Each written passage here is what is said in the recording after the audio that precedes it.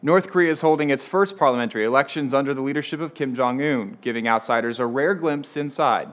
Thing is, the outcome is a foregone conclusion, and the ballots give clues about who is rising and falling in favor from the young leader. You see, elections for the country's rubber-stamp parliament, the Supreme People's Assembly, consists of one candidate per district, nominated by the regime and approved by Kim. North Koreans may cast a ballot against the selected candidate, but must walk to a special booth to do so. And if the country's previous elections tell us anything, it's that few, if any, have ever actually exercised that right. In all official results since 1962, 100% of registered voters selected the regime-approved candidates for all 687 parliamentary seats.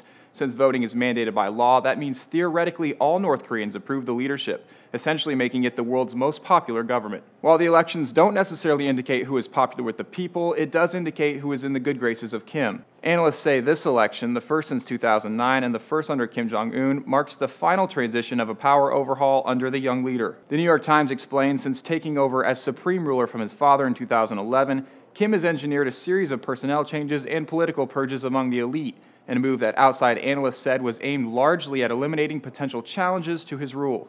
The most dramatic of those purges came last year when the regime executed North Korea's second-in-command, Kim's own uncle, after charging him with corruption and plotting to overthrow Kim. A professor of Korean studies writes for Al Jazeera that the new parliament is likely to be filled with younger officials than previously, and explains fresh appointments will give outside analysts a hint at what Kim's policy goals may be.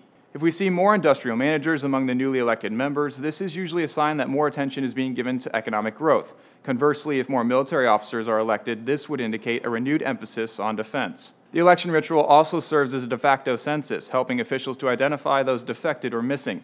Festivities are reportedly already underway in the streets of Pyongyang to celebrate the ruling party's electoral victory. For Newsy, I'm John O'Connor.